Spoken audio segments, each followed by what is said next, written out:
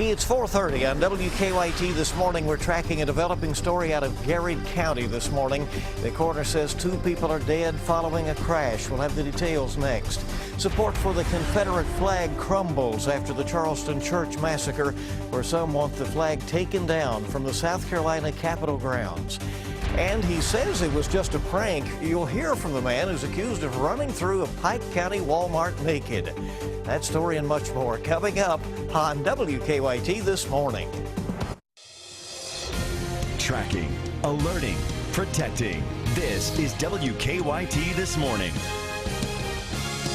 Good morning. It's good to have you with us Tuesday as we get this day off and rolling, and it is bright and early out there, or dark and early at least at the moment. Anticipating potentially some strong storms here and there today. I'm Bill Bryant. Let's check in first with meteorologist Micah Harris. Good morning. Hey, good morning. Yeah, we're going to be looking outside later on this afternoon and off into the evening hours, seeing a frontal boundary head our direction, and that's going to spark off some showers and thunderstorms later on today that, like Bill was talking about, could be strong to severe. It does not feel good outside. I mean, it really is very humid as you step out the doors. Sitting there at 77 right now in Madison County. 88 by the afternoon, strong storms in the forecast. Couple could become severe. We'll need to be watching that, and I'll track down the timing coming up in just a few minutes. A little bit. We thank you very much. And new this morning, we're tracking a developing story out of Garrett County this morning. Less than an hour ago, WKYT News learned the names of 2 people killed overnight in a crash in Garrett County. The crash happened on Highway 52 between Lancaster and Hyattsville just before 10 o'clock last night. The Garrett County coroner says 4 people were involved in the crash. The coroner says all of them were ejected from the vehicle. He says the victims are 32-year-old Stephanie Lunsford and 33-year-old James Gaines. They died at the scene.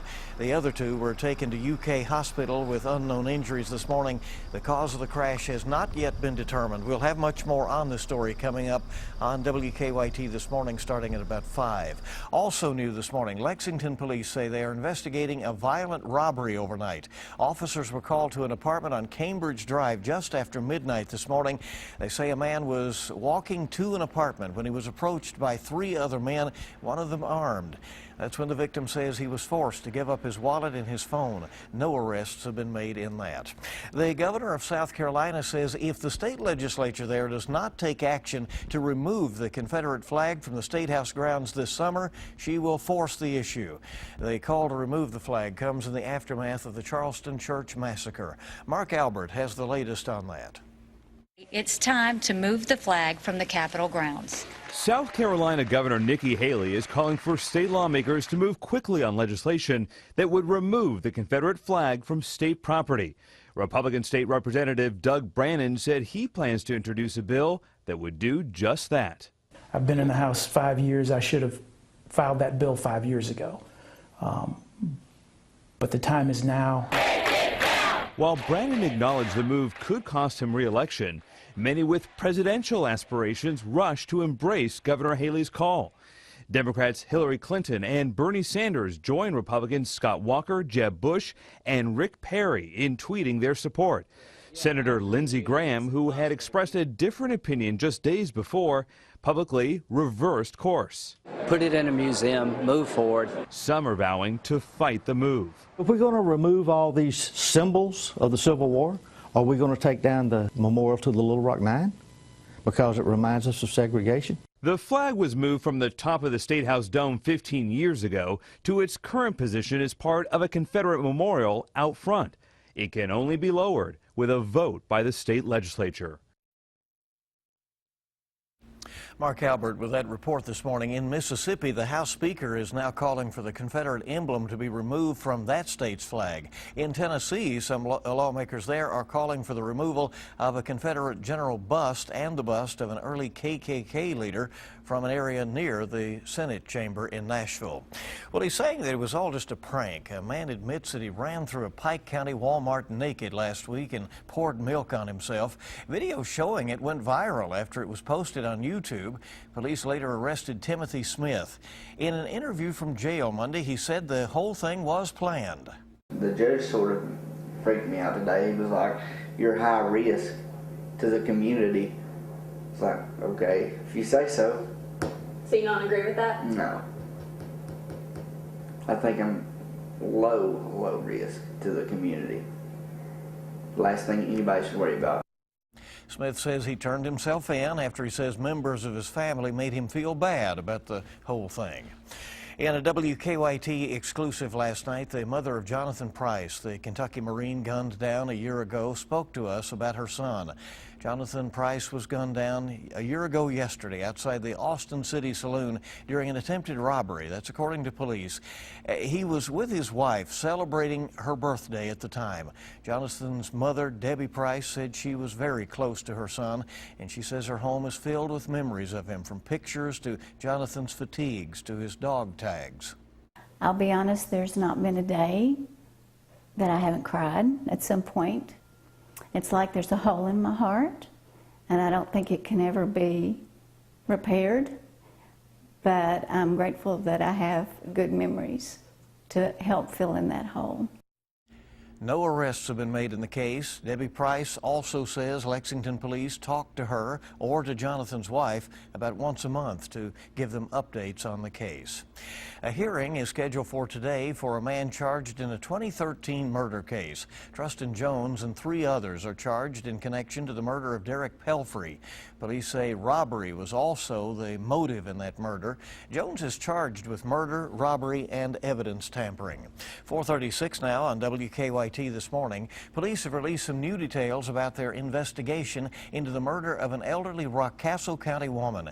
It came during a hearing yesterday for the 2 suspects in the case, Kimberly Slusher and Tabitha Howard. Police say earlier this month the 2 cut the phone lines to 86-year-old Mary Hinton's home, then went inside and used a flat-screen television and a gun to beat her. Police say drugs was the motivation for the crime. This is a murder about dope and greed and money, you know, to go buy the dope with. Police say after the murder, the women took money out of the victim's bank account and bought meth. They also say both women are blaming each other for the murder. The judge sent the case on to the local grand jury. Well, they say they're not letting a storm stop their work. Workers at an Anderson County daycare and their ministry are now asking for help. Last week, strong winds blew the roof off of their building. While they're able to set up the daycare elsewhere, they say they need some help in salvaging what they can from the damaged building. WKYT's Sean Moody has that story. Just left the building at 6:05 and it happened at 6:15. Maria Rutherford has a lot of work ahead of her. 75-mile-an-hour winds tore the roof off her daycare center last Thursday. Now the building's condemned and she's got 48 hours to get everything out of Abundant Life Christian Learning Treehouse. When you have a lot of time and a lot of money and a lot of hard work invested in a place that you built for 18 years, it's hard to see it damaged. And she can't do it all on her own. And I think once I put the plea out, you know, they'll come. Sure enough, if you Facebook it, they will come. Alrighty. William Cecil's got 2 daughters here. I'm glad to be a part of it and do what I can do. Now, Bluegrass Community and Technical College is actually just a few hundred feet down the road there. They've offered up 3 classrooms for the daycare to use until August, but the kids will certainly be glad to get back here to normal. Hey, this is not my first rodeo, so. William and the other helpers are taking a lot of this over to BCTC. The rest will go into storage. All these? They've still got a long way to go, but Maria says all the help shows how caring Lawrenceburg is. Yeah. This is overwhelming to talk about, but our community obviously loves us and appreciates us.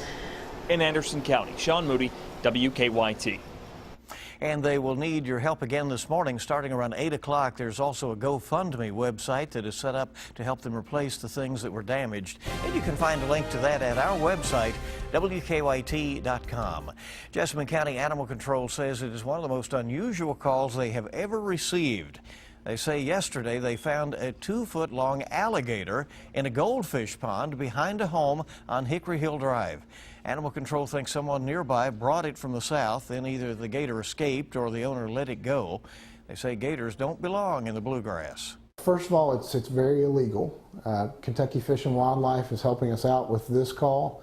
They're actually investigating right now to try to figure out where this alligator came from. Second, you're not going to be able to let it survive in a climate like this.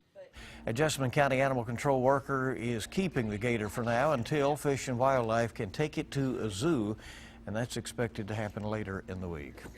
Well, it's good to have you with us. Here we are on your Tuesday morning, WKYT. This morning, just getting started. Are you accidentally sabotaging your daughter's body confidence?